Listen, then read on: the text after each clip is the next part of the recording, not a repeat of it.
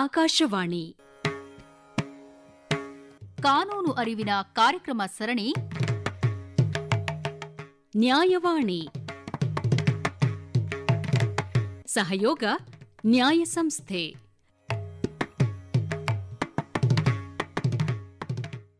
ನ್ಯಾಯವಾಣಿ ಕಾರ್ಯಕ್ರಮಕ್ಕೆ ಎಲ್ಲರಿಗೂ ಸ್ವಾಗತ.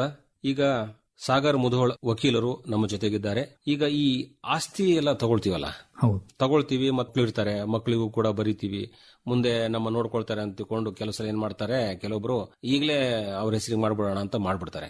ಮಕ್ಕಳಿಗೆ ಕೊಟ್ಟಾದ್ಮೇಲೆ ವಾಪಸ್ ಅವರು ತಂದೆ ತಾಯಿಗಳನ್ನ ನೋಡಲ್ಲ. ಆ ಟೈಮಲ್ಲಿ ಕಾನೂನಿನ ಪರಿಹಾರ ಏನು? ನಾವು ನೋಡ್ತೀವಿ, ನಗರ ಅಥವಾ ಹಳ್ಳಿ ಪ್ರದೇಶಗಳಲ್ಲಿ ಸಾಕಷ್ಟು ಜನ ಈಗ ಹಿರಿಯ ನಾಗರಿಕರು ತುಂಬಾ ಕಷ್ಟಪಟ್ಟು ಆಸ್ತಿಯನ್ನು ಮಾಡಿರ್ತಾರೆ ಮಕ್ಕಳಿಗೋಸ್ಕರ.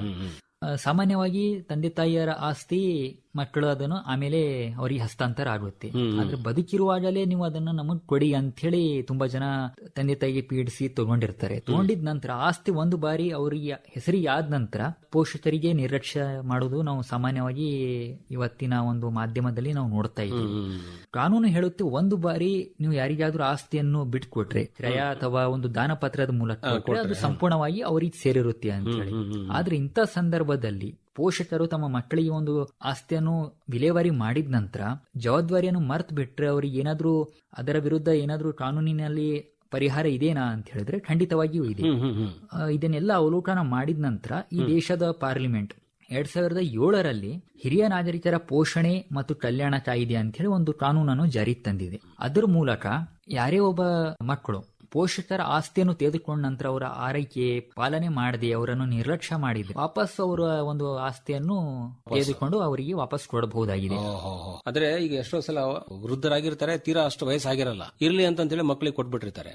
ಆಮೇಲೆ ಸ್ವಲ್ಪ ವಯಸ್ಸಿನ್ನು ಇವ್ರ ಪಾಡಿಗೆ ಇವರು ಎಲ್ಲವನ್ನು ಮಾಡ್ಕೊಂಡು ನಾವು ಇರಬಲ್ಲೆವು ಅಂತನೋ ಹಂತದಲ್ಲಿಯೂ ಕೂಡ ಅವ್ರಿಗೆ ಮನವರಿಕೆ ಆಗ್ಬಿಡುತ್ತೆ, ನನ್ನ ಮಕ್ಕಳು ನಂಗೆ ನೋಡ್ತಾ ಇಲ್ಲ, ನಿರ್ಲಕ್ಷ್ಯ ಮಾಡ್ತಿದ್ದಾರೆ, ತುಂಬಾ ತಪ್ಪು ಮಾಡ್ಬಿಟ್ಟೆ ನಾನು ಅಂತ ಹೇಳಿ ಅನಿಸ್ಬಿಟ್ರೆ ಕೋರ್ಟ್ ಅಲ್ಲಿ ತಾನು ಕೊಟ್ಟಂತ ಆಸ್ತಿಯನ್ನು ವಾಪಸ್ ತೆಗೆದುಕೊಳ್ಳಬಹುದು. ಇದು ಒಂದು ಇತ್ತೀಚೆಗೆ ಆದಂತಹ ದೊಡ್ಡ ಚರ್ಚೆನೆ. ಮತ್ತು ಈ ವಿಷಯದಲ್ಲಿ ಅನೇಕ ಕೋರ್ಟ್ಗಳು ಕೂಡ ಈ ರೀತಿ ಕೆಲವೊಂದು ಆದೇಶಗಳನ್ನು ಕೂಡ ಮಾಡಿದ್ದಾವೆ, ಮಕ್ಕಳಿಂದ ವಾಪಸ್ ತೆಗೆದುಕೊಳ್ಳು. ಅದ್ರ ಬಗ್ಗೆ ಸಾಕಷ್ಟು ಎಚ್ಚರಿಕೆಯನ್ನು ಕೂಡ ನೀಡಿದ್ದಾರೆ. ಅನೇಕ ದೊಡ್ಡ ದೊಡ್ಡ ನ್ಯಾಯಾಧೀಶರು ಇದ್ರ ಬಗ್ಗೆ ಚರ್ಚೆ ಮಾಡಿದ್ದಾರೆ. ಎಚ್ಚರವಾಗಿರಿ, ನೀವು ನಿಮ್ಮ ತಂದೆ ತಾಯಿಗಳನ್ನ ನೋಡ್ಲಿಲ್ಲ ಅಂದ್ರೆ ನಿಮಗೆ ಕೊಟ್ಟಂತಹ ಆಸ್ತಿಯನ್ನ ವಾಪಸ್ ತೆಗೆದುಕೊಳ್ಳಬಹುದು. ಈ ತರ ಯಾರಿಗದೇ ಸಮಸ್ಯೆ ಆದ್ರೆ ಆ ಒಂದು ಹಿರಿಯ ನಾಗರಿಕರು ಅಂದ್ರೆ 60 ವರ್ಷಕ್ಕಿಂತಲೂ ಮೇಲಾದವರು ಇಂಥ ಸಂದರ್ಭದಲ್ಲಿ ಅಲ್ಲಿ ಜಿಲ್ಲಾಧಿಕಾರಿಗಳಿಗೆ ಅಥವಾ ಸಹಾಯಕ ಆಯುಕ್ತರಿಗೆ ಅರ್ಜಿಯನ್ನು ಕೊಟ್ಟು ಈ ತರ ಆಗಿದೆ ಅಂತ ಹೇಳಿ ಅಲ್ಲಿ ಒಂದು ಪ್ರಕರಣವನ್ನು ಹೂಡಬಹುದಾಗಿದೆ.